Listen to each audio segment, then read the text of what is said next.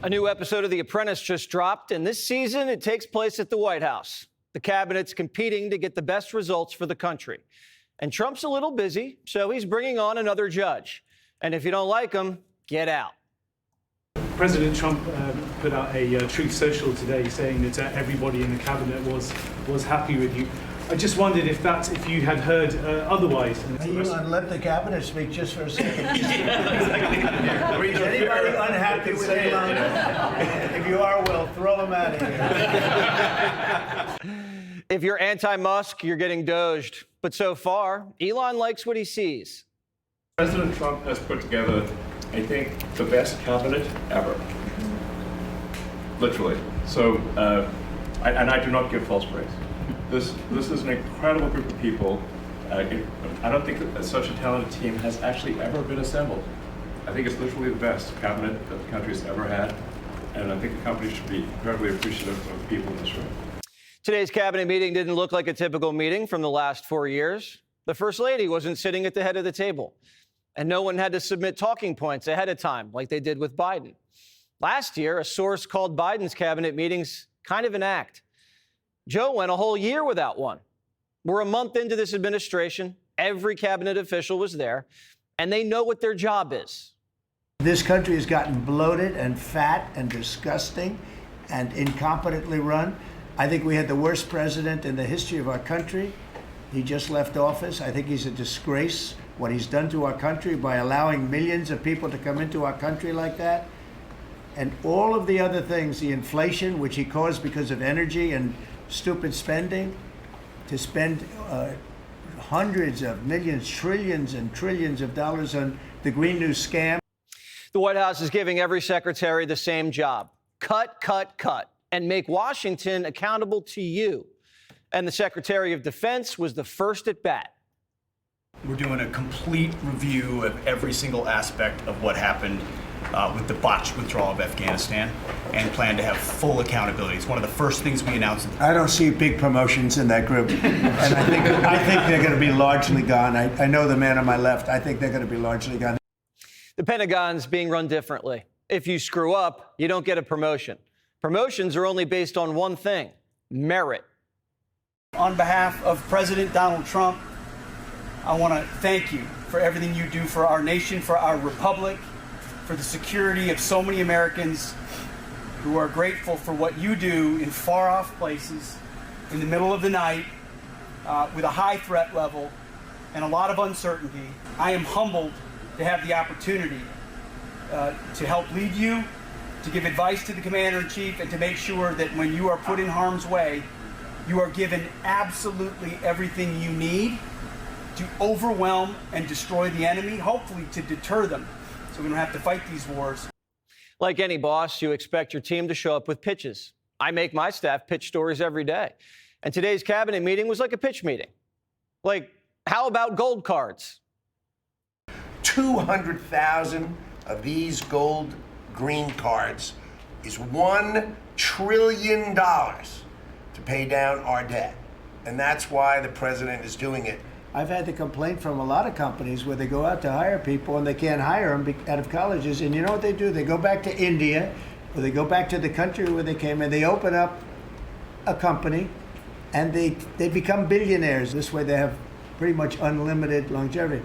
Also with the 5 million, you know, that's a path to citizenship. So that's going to be, it's sort of a green card plus, and it's a path to citizenship. We're going to call it the gold card. The idea is if you want in, you have to invest in the American dream and pay off our debt. It's the opposite of letting unvetted illegals in and giving them a free plane ticket and a hotel room. But letting millions of mysterious foreigners buy their way into the country might be a recipe for corruption. But I'm keeping an open mind. We're still working on getting rid of people. And Tom Homan has a message for folks throwing up roadblocks. Listen. As far as the politicians who want to push back and attack the men and women of ICE and myself, I'm not running a popularity contest. I'm out there doing what the president promised the American people we're going to do. We're out there enforcing the law without apology. We're going to keep coming. You can put all the roadblocks you want up. We're going to keep coming. For these sanctuary cities who want to push back and impede us, We'll double the man force there. We'll double worksite enforcement there. We're not going away. We're going to keep coming at them until every criminal illegal alien gang member, every illegal alien criminal is eradicated from this country. That's when I'll be satisfied. It's not just about keeping illegals out of the country. It's about keeping out narcotics. One tool in the toolbox to do that? Tariffs. And pay attention, because there's a new deadline. We've lost millions of people due to fentanyl. It comes mostly from China, but it comes through Mexico and it comes through Canada. And I have to tell you that, you know, on April 2nd, I was going to do it on April 1st, but I'm a little bit superstitious, so I made it April 2nd. The tariffs go on. Not all of them, but a lot of them. And I think you're going to see something that's going to be amazing. We've been taken advantage of as a country for a long period of time. While Trump's working on trade deals, he's also working on peace deals. Secretary of State Marco Rubio is working on a beauty with Zelensky that'll secure valuable mineral rights in Ukraine. And it's this close. My last indication was that it was very close to the finish line. We were on the, not even the 1 yard line. We were like at the half-yard line, you know, like almost like when the Eagles push the quarterback across, you know, that tush-push thing. So it's close and it's good. Look, it's a good deal. It's an important deal. This mineral deal would make America less dependent on China, who has a monopoly on rare earths. And a peace deal drives a wedge in between China and Russia, because since the start of the war, Russia and China have forged a deeper alliance. Zelensky is reportedly coming to the White House to sign on the dotted line. But there's no chance Ukraine's getting what it really wants. NATO you can forget about. I think that's probably the reason the whole thing started. And I think, JD, we can say that. Do you have a statement on that? As the president said, we're not going to do the negotiation in public with the American media. He's going to do it in private with the president of Russia, with the president of Ukraine, and with other leaders. And I think that's how this has to go. I think I just want to push back against some of the criticism I've seen in the administration on this, because every single time the president engages in diplomacy, you guys preemptively accuse him of conceding to Russia. He hasn't conceded anything to anyone. He's doing the job of a diplomat, and he is, of course, the diplomat in chief as the president of the United States.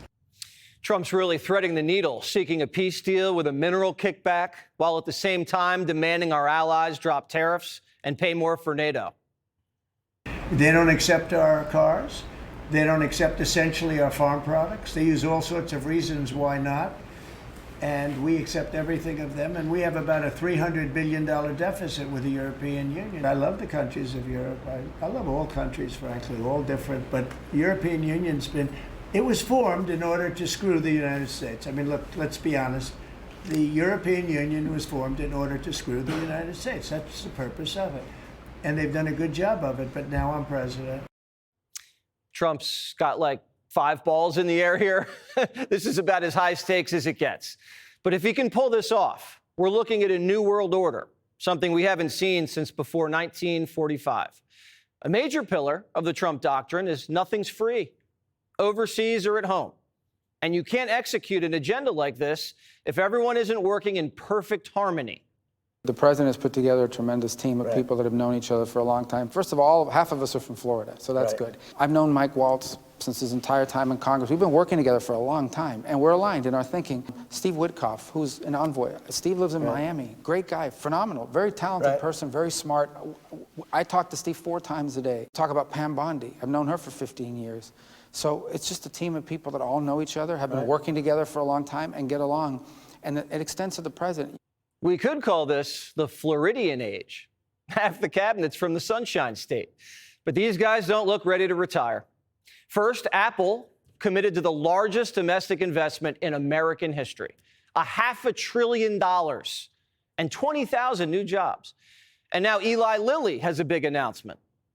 Today we're announcing 4 new sites, $27 billion additional spend, bringing our total to more than $50 billion since 2020 in the U.S. So huge build out in our country, and it's to support our pipeline growth overall, but disproportionately growing in the U.S. And so here we'll be building 4 new sites. 3 are active ingredient sites, and then 1 parenteral site for the injectable medications. It's nice to see the White House getting results after a 4-year nap. We finally have an administration that works as hard as you do.